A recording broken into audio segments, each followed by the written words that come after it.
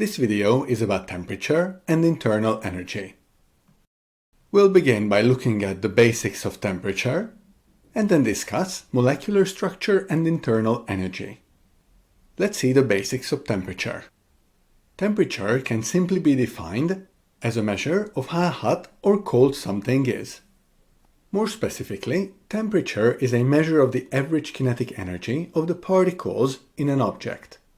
So basically, whether we feel that an object is hot or cold depends on how fast the particles in the object are moving.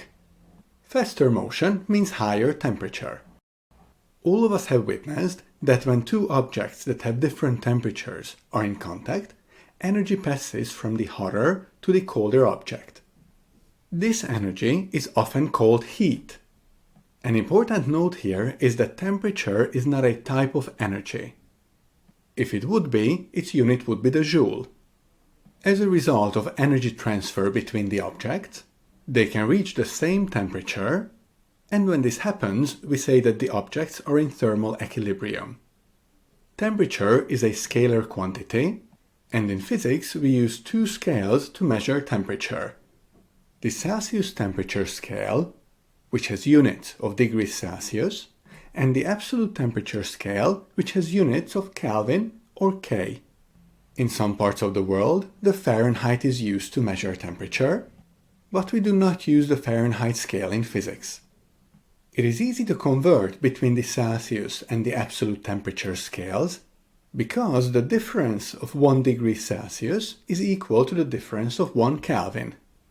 Here is the formula to convert between the two scales.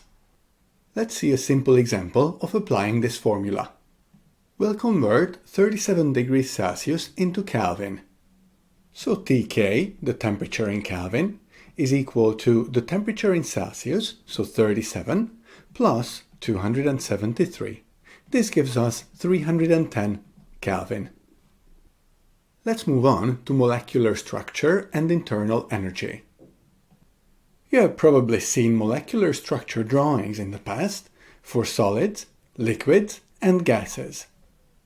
Molecules in a solid are close to each other and vibrate in fixed positions. Because of this, a solid has definite volume and definite shape.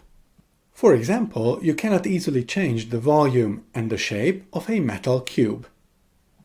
Molecules in a liquid are also close to each other, but they are free to move around.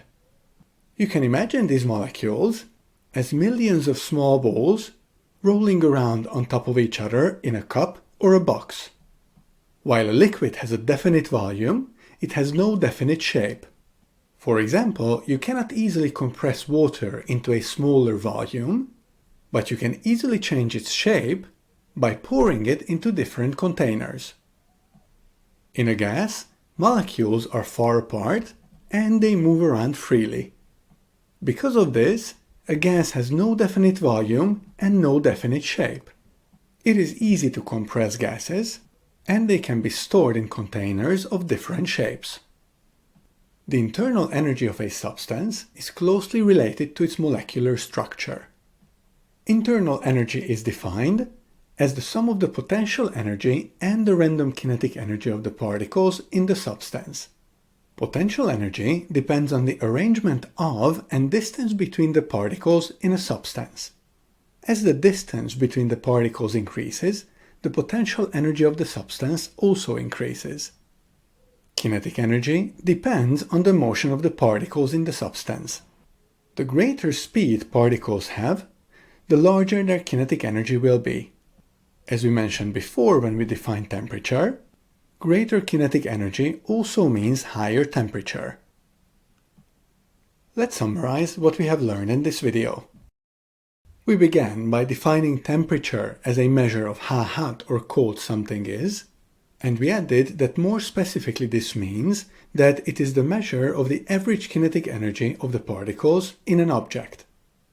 We discussed that when two objects that are at different temperatures come in contact, there is energy transfer between the objects, and that this energy, which is often called heat, passes from hotter to colder objects. When the objects reach the same temperature, they are said to be in thermal equilibrium. We mentioned that temperature is a scalar, and that in physics there are two different scales that are used to measure temperature. These are the Celsius scale and the absolute scale. Their respective units are degrees Celsius and Kelvin. Here is the equation to convert between the two scales. You can find this equation in the IB Physics data booklet. After wrapping up temperature, we moved on to the molecular structure of matter. We discussed solids, liquids, and gases. Then we defined internal energy of a substance as the sum of the potential energy and the random kinetic energy of the particles in the substance. We added that potential energy depends on the arrangement of and distance between the particles in substance, and that as distance between the particles increases, the potential energy of the substance also increases.